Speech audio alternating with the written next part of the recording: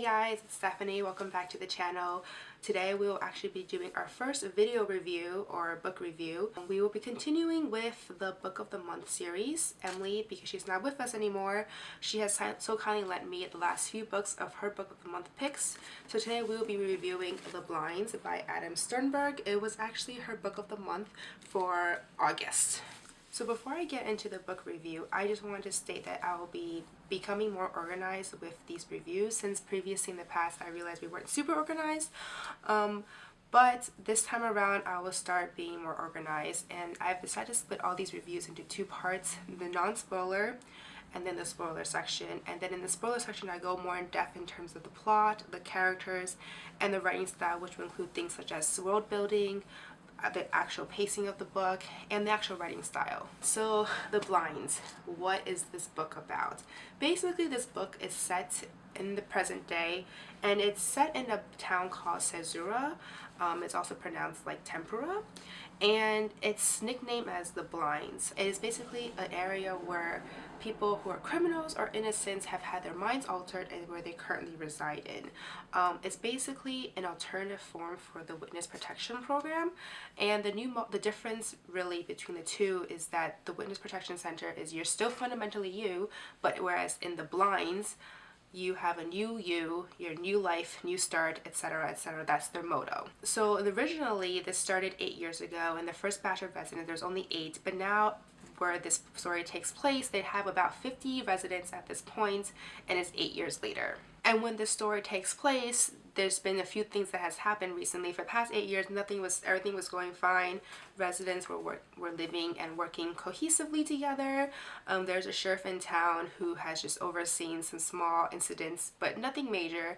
But right before this story actually takes place, a suicide has actually occurred, and then most recently a murder. So that's basically where this book is at right now. There's been 2 major incidences. The town is a little alarmed at this point. The sheriff, Calvin Cooper, is a little concerned, trying to figure out what's going on, and he has 2 deputies, Sidney Dowes and Walter Robinson, who are trying to help him piece together what's going on with these 2 incidences. And the interesting thing about this book is that within a few chapters you already know who murdered the guy, and you know what's going on, but the thing is you don't know why. And as the story progresses you find out why they're murdered, the secrets the little town is hiding, and all the dark violence and deception that is just simmering beneath the surface. So if you're interested in what I had just said, then go definitely check out the book and read it before you come back, because I will be going on to the spoiler section now.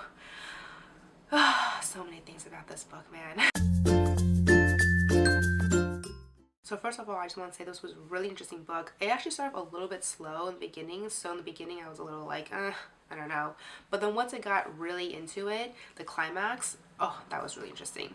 So like I said in the non-spoiler section, you already find out in the beginning who actually murdered the guy, Gable. And actually you find out that the suicide was not really a suicide, and it was actually all caused by the sheriff. Oh my goodness.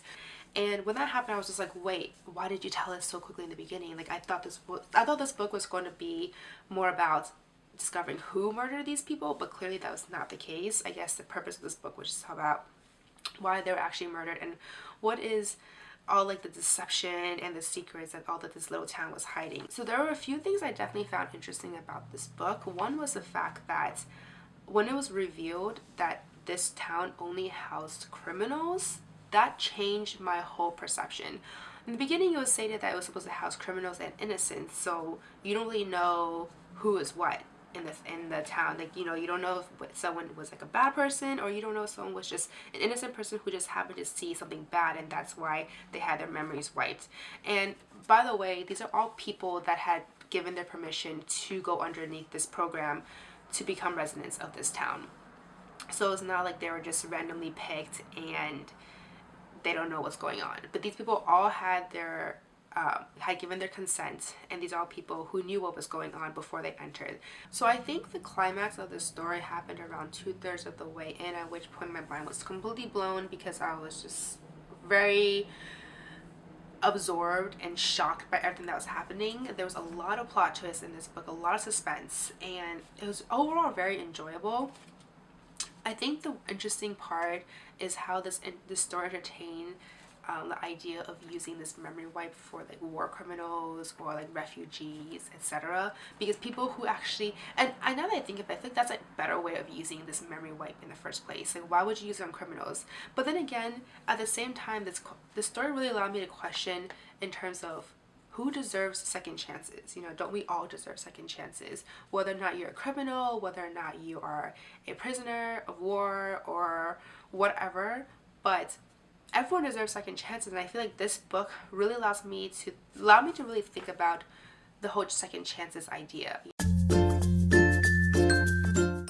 I would say the main character would be Calvin Cooper, but the other ones would be his two deputies, Walter Robinson and Sidney Dawes. And actually, as the story progresses, you realize that the main character really, or one of the most main characters, is Fran Adams and her son. She and her son become this huge focus point, and the main reason why so many things are happening with this little town and what's really going on. And once you find out her background, you find out the history of this town. So for Calvin Cooper, I don't really know how I felt about him, to be honest. He seemed like your typical good guy in the beginning because he's a sheriff and he's all about justice. Like, I didn't really respect him in terms of, because he was doing all those murders for money, you know, and then so I didn't respect him for that. But then what I did respect him, the one thing I respected him was the fact that he actually genuinely wanted to help out Fran Adams and her kid, because he realized the kid was actually the only true innocent. I respected him for that a lot, actually. And like, my favorite character, I would say, would probably be Sidney Dawes, the deputy, just because I feel like she was so intelligent. There were so many things that she was able to piece together that even the Calvin Cooper, the sheriff who actually committed all those murders, didn't even piece together himself, and he didn't realize why he was doing it. And it was actually Sidney who, you know, found all these facts and pieced them together, and when she presented to Cooper, he was just like, oh, like, you know, those aren't the real reasons. So this book, okay, the way how it's set up is actually in third person, and it's separated by dates. And obviously, as the week progresses, the climax of the story gets closer and closer.